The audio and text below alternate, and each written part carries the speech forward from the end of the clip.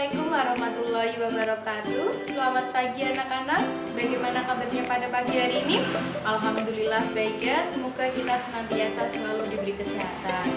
Di masa pandemi yang seperti ini, kita diharuskan untuk belajar di rumah ya anak-anak. Kita tidak bisa bertatap muka di sekolah seperti biasanya.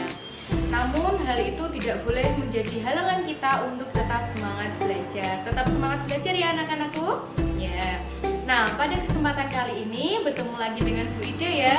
Bu Ida akan mengajak teman-teman belajar tentang materi kesetaraan dalam perbedaan sosial di masyarakat. Nah, minggu lalu kita sudah belajar tentang apa? Ya, minggu lalu kita sudah belajar tentang pengertian kesetaraan dan prinsip-prinsip kesetaraan. Nah, pada kesempatan kali ini Bu Ida akan melanjutkan. Nah, kita akan belajar tentang apa materinya? Ya, kita akan belajar tentang materi bentuk-bentuk kesetaraan sosial. Nah, pasti kalian bertanya-tanya, Bu, tujuan kita mempelajari materi kesetaraan itu apa sih, Bu? Kayak gitu kan? Nah, jadi tujuan kita mempelajari materi ini agar kita tahu bahwasanya di masyarakat itu banyak sekali perbedaan dan kita harus memegang teguh atau yang menerapkan yang namanya prinsip kesetaraan agar kita bisa hidup harmonis di masyarakat. Begitu anak-anak. Kita tahu sendiri kita ini hidup di Indonesia, di mana masyarakatnya majemuk atau di dalamnya banyak sekali perbedaan-perbedaan. Perbedaan apa aja, Bu? Banyak, mulai dari bahasa, suku, ras, agama, gender, dan lain sebagainya. Nah, di dalam masyarakat ketika terdapat banyak perbedaan, maka dibutuhkan yang namanya kesetaraan atau prinsip kesetaraan agar di dalam masyarakat bisa tercipta suasana yang harmonis. Nah, di dalam kesetaraan sendiri itu juga memiliki bentuk-bentuk. Nah, bentuk-bentuk kesetaraan itu ada berapa? Ada 4. Yang pertama apa? Yang pertama kesetaraan gender. Yang kedua kesetaraan profesi. Yang ketiga kesetaraan agama. Yang keempat kesetaraan penghasilan atau ekonomi. Yuk kita bahas satu persatu dulu ya anak-anak. Kita bahas yang pertama apa? Kesetaraan gender. Bisa dilihat gambar di sini? Iya, ini adalah gambar antara laki-laki dengan perempuan. Kenapa gambarnya laki-laki dengan perempuan? Karena gender itu berkaitan dengan hak, peran, kewajiban, kemudian kesempatan antara laki-laki dengan perempuan. Jadi di masyarakat banyak yang mengatakan bahwasanya status sosial antara perempuan dengan laki-laki itu berbeda atau lebih tinggi laki-laki. Namun hal itu sebenarnya salah anak-anak. Pada dasarnya status sosial antara perempuan dengan laki-laki itu sama. Mereka memiliki kesempatan yang sama. Mulai dari apa aja memiliki kesempatan yang sama.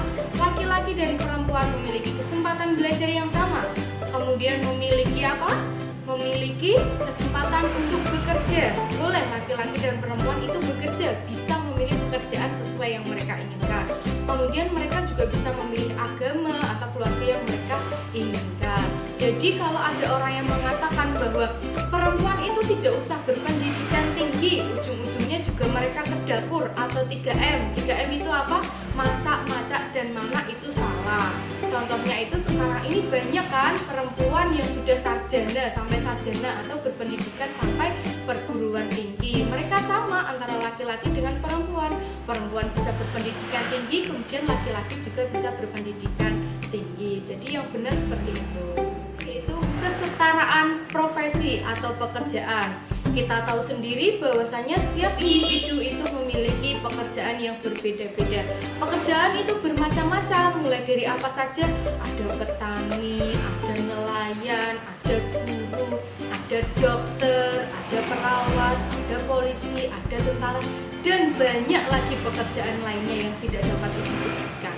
Nah, pekerjaan itu dipengaruhi oleh apa? Pekerjaan itu bisa dipengaruhi oleh keahlian seseorang, dan keahlian seseorang itu bisa menentukan pekerjaan seseorang.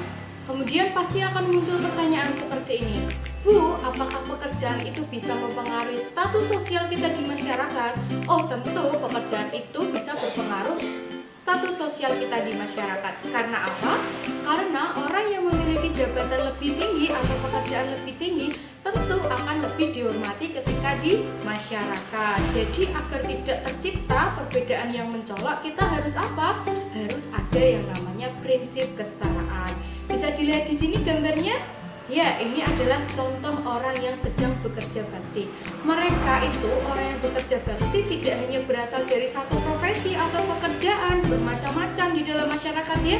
Mungkin ada orang petani, ada yang menjadi dokter, ada yang menjadi guru. Tapi ketika mereka melaksanakan kerja bakti, mereka akan hidup rukun. Mereka sama-sama merasa bertanggung jawab untuk kebersihan lingkungan masyarakatnya. Mungkin begitu anak-anak. Kita lanjut yang ketiga ya, yaitu kesetaraan agama. Agama itu berkaitan dengan perwujudan bentuk hubungan manusia dengan Tuhannya. Di Indonesia sendiri agamanya juga ada beragam. Ada berapa? Ada 6. Agama apa saja? Ada agama Islam, Kristen, Katolik, Buddha, Hindu, dan ada Konghucu. Nah, dari adanya perbedaan tersebut tidak dapat dipungkiri mungkin bisa terjadi yang namanya konflik atau menyebabkan konflik. Agar konflik tidak tercipta, kita harus apa? Kita harus memegang teguh yang namanya prinsip kesetaraan dan menjunjung tinggi sikap saling menghormati dan sikap toleransi antara masyarakat satu dengan masyarakat yang lainnya agar di masyarakat tercipta kehidupan harmonis. Bisa dilihat contoh di sini anak-anak? Ya, di sini ada masjid dan ada musola. Setiap agama juga memiliki tempat beribadah berbeda-beda. Ketika kita berteman dengan seseorang yang berbeda agama, ketika orang Islam mau beribadah, mau ke musola, ya kita membolehkan. Ketika orang Kristen mau beribadah ke gereja, kita juga membolehkan. Nah, nanti dari hal itu akan menciptakan suasana yang harmonis dan kehidupan yang aman dan nyaman. Nah, kita lanjut yang keempat ya, kesetaraan penghasilan atau ekonomi. Kita tahu sendiri pekerjaan setiap orang itu berbeda-beda. Jadi penghasilan seseorang juga berbeda-beda pula. Bisa kita lihat gambar di sini anak-anak? Di sini ada gambar seorang pedagang asongan dan ada seorang pegawai. Tentu penghasilan mereka berdua juga jelas berbeda.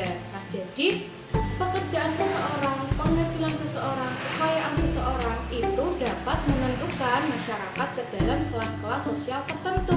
Kelas-kelas sosial ada berapa? Ada 3, yaitu kelas sosial apa aja? Yang pertama ada kelas sosial atas, yang kedua ada kelas sosial menengah, dan yang ketiga ada kelas sosial bawah. Jadi mereka bisa menentukan kelas-kelas sosial tersebut tergantung dari pendapatan yang mereka miliki. Gimana? Sudah paham? Sepertinya sudah paham ya, jadi langsung ibu simpulkan saja.